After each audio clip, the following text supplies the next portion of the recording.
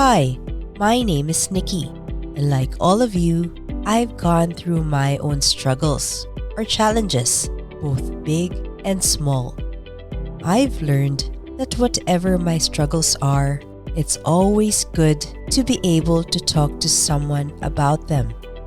In this episode, we'll learn phrases you can use to support someone or ask for help yourself. Talking about problems can be hard to do. For some people, finding someone they can trust can be difficult, especially when it comes to uncomfortable issues.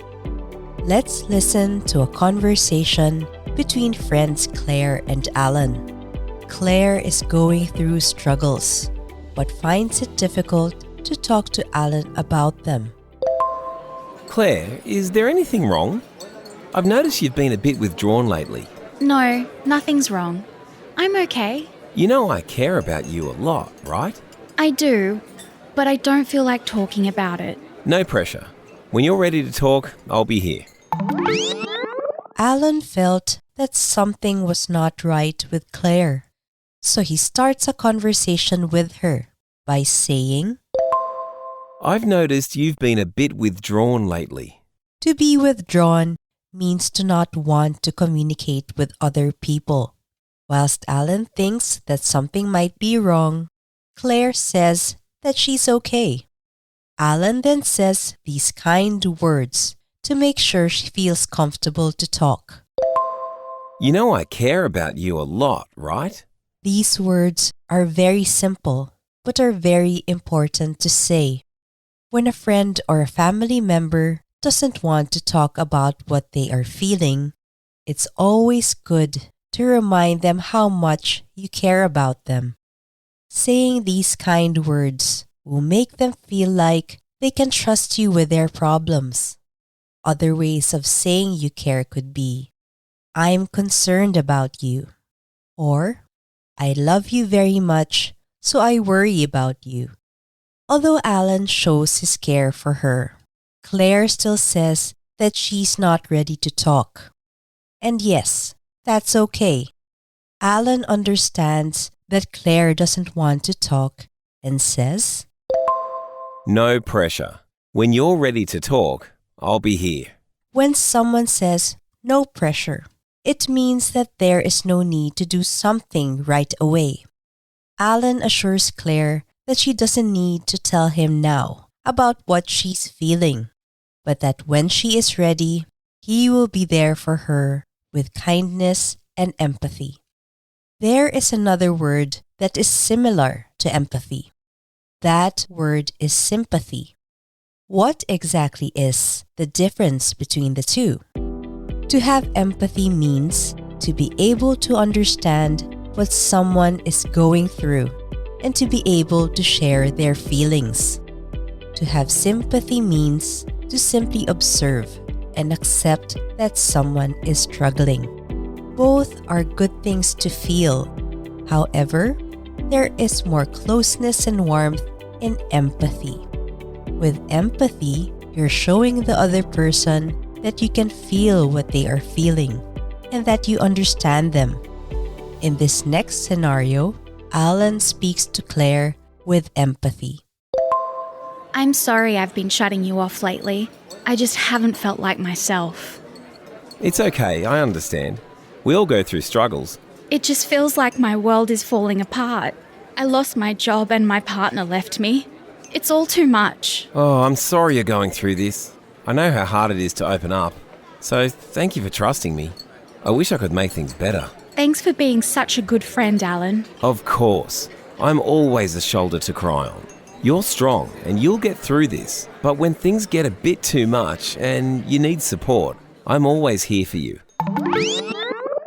True friends are there for each other, even when times are tough. Claire first apologizes to Alan, saying, I'm sorry I've been shutting you off lately. I just haven't felt like myself. To shut someone off means to not communicate with them.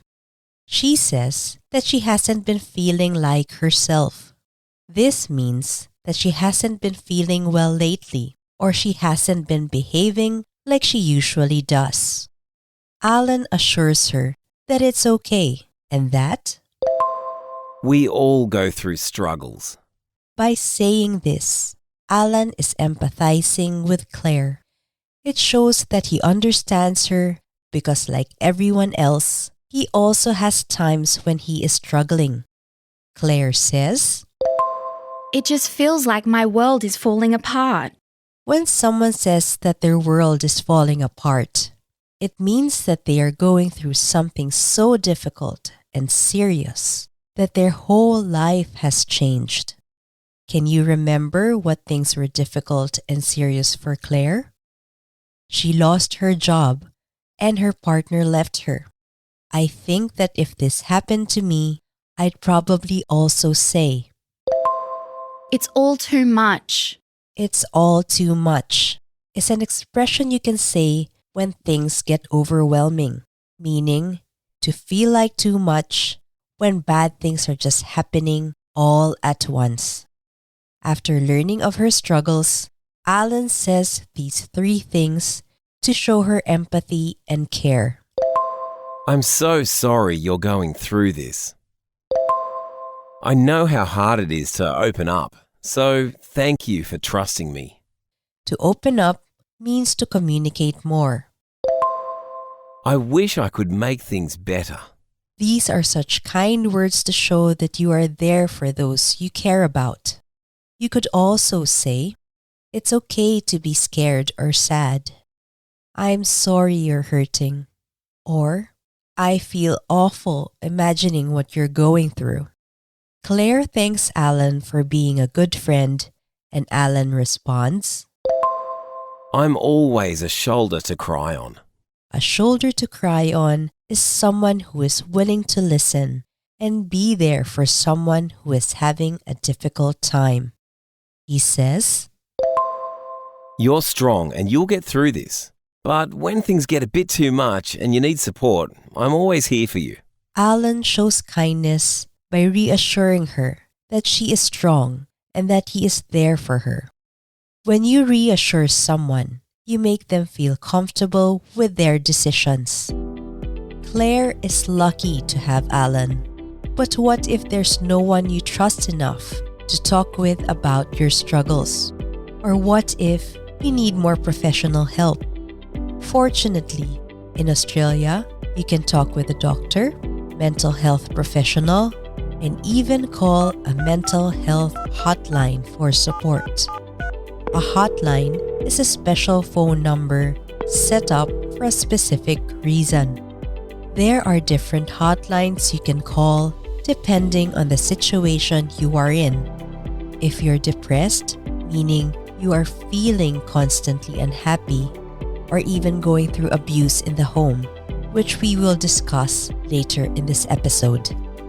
If you haven't reached out for professional help before, you may not know how to start the conversation. You don't need to worry. Just imagine you are talking to a trusted friend. Listen to these examples for things you might say. I've been going through a rough patch lately. A rough patch is a difficult situation. I feel so out of depth with work and I've been struggling with my personal life. To be out of depth means to be in a situation that is beyond your capabilities or understanding. I've been feeling so depressed and anxious. While depressed means to constantly feel unhappy, to feel anxious means to feel worried or uneasy. There can be times that you feel only one of these feelings or both of them at the same time. I need support. These 3 words are powerful and will help get you the support you need. There are many things that can cause us to struggle, such as work, money, and failing relationships. But what if you're struggling because of abuse and violence that you are experiencing at home? How do you ask for support? Where do you turn? Here with me today is Edenel Magtibay from SBS Filipino, whom I worked with on Breaking Our Silence, a podcast series on domestic violence. Hi, Adanelle. Hi, Nikki. Thanks for having me today to talk about this very difficult but important issue. We went through tough conversations, didn't we? But I could only imagine how much harder it was for our interviewees to talk about their experiences. Yes, very true. Do you remember some of the ways you were able to gain their trust and to get them to open up? It was important to show empathy, to show them that we weren't only reporting on their stories, but that we cared. Some of the things I said were, I know how hard it is for you to open up, so thank you for trusting me. And I wish I could make things better. Also, we didn't push. If they weren't ready to talk yet, we waited and said, no pressure. When you're ready to talk, we'll be here. Yes, I think us doing that series with empathy was also life-changing for us.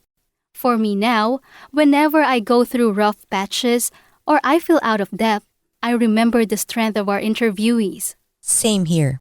If you're listening today and you're struggling with abuse in the home, please know that you can ask for help. We hope this episode has helped you learn how to ask for help in English. But if you don't feel confident speaking in English, don't let that stop you. There is support in your language.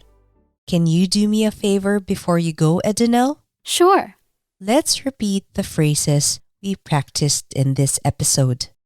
See if you remember the meaning before hearing the answer. Who is a shoulder to cry on? Someone who can listen to problems with care and love. To struggle means? To have a difficult time. Withdrawn means? Means to not want to communicate with other people. It's time for practice. Try repeating after Alan and Claire. First, we learned ways to ask a friend if they are okay. I noticed you've been withdrawn. Is there something wrong? When you're ready to talk, I'm here. We also learned how to talk with someone struggling with kindness and empathy. I'm so sorry you're going through this. I know how hard it is for you to open up. I can be a shoulder to cry on. I wish I could make things better. And if you are struggling, how to reach out and start a conversation yourself. I've been going through a rough patch lately. I feel so out of depth. I just haven't felt like myself. It just feels like my world is falling apart. I feel depressed and anxious. I need support.